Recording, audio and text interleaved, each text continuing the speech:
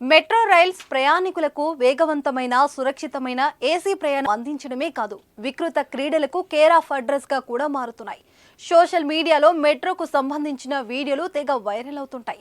ప్రధానంగా నిత్యం ప్రయాణికులతో రద్దీగా లోకల్ ట్రైన్స్ లో రోజు ఏదో ఒక విచిత్ర ఘటన చోటు చేసుకోవడం చూస్తూనే ఉన్నాం. మెట్రో రైల్లో అమ్మాయిలను వేధించడం, అసభ్యకరంగా ప్రవర్తించడం, ఇతర ప్రయాణికులకు ఇబ్బంది కలిగే పనులు చేయడం వంటి ఘటనలు నిత్యం వెలుగులోకి వస్తున్నాయి. దేశవ్యాప్తంగా ఉన్న మెట్రోల కంటే ఢిల్లీ మెట్రో రైళ్లలోనే ఇలాంటి ఘటనలు ఎక్కువగా జరుగుతున్నాయి. గజం కేవలం 4,500 రూపాయలతో 165 గజాల భూమి కేవలం 8 లక్షలు మాత్రమే. ముంబై, బెంగళూరు, హైదరాబాద్ లాంటి మెట్రోలో కూడా ఇలాంటివి అప్పుడప్పుడు జరుగుతున్నాయి. ఇలాంటి చేష్టలను అడ్డకట్ట వేసేందుకు, మహిళా ప్రయాణికులపై లైంగిక వేధింపులను నియంత్రించేందుకు Bengaluru metro rail corporation limited కీలక నిర్ణయం తీసుకుంది.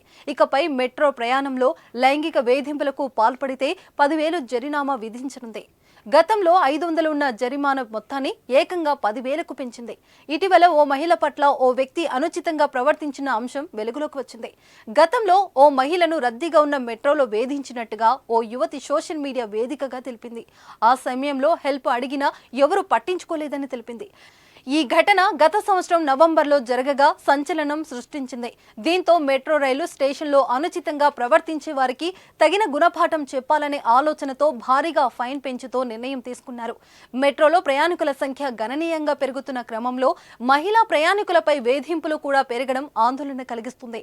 ఇటీవల మెట్రోలో ఆకతాయిలు రెచ్చిపోతున్నారు. మెట్రో వేదికగా కొంతమంది యువతి యువకులు చేస్తున్న కార్యకలాపాలు కూడా విమర్శలకు తావిస్తున్నాయి. ఇలాంటి ఘటనలకు సంబంధించి ఇప్పటికే ఎన్నో వీడియోలు సోషల్ మీడియాలో వైరల్ కాగా నెటిజన్లు మండిపడుతూనే ఉన్నారు. అధికారులు ఎన్ని చర్యలు చేపడుతున్నా వాటికి మాత్రం అడ్డుకట్ట పట్టడం లేదు. ప్రధానంగా ఢిల్లీ మెట్రోలో తరచూ ఇలాంటి ఘటనలు జరుగుతున్నాయి. ఇలాంటి వికృత చేష్టలను అరికట్టడం కూడా ఢిల్లీ మెట్రో అధికారులు కూడా కఠిన నిర్ణయాలను అవలంబిస్తున్నారు. మరి మెట్రో యాజమాన్యాలు తీసుకుంటున్న నిర్ణయాలతో ఏమాత్రం ఫలిస్తాయో చూడాలి మరి.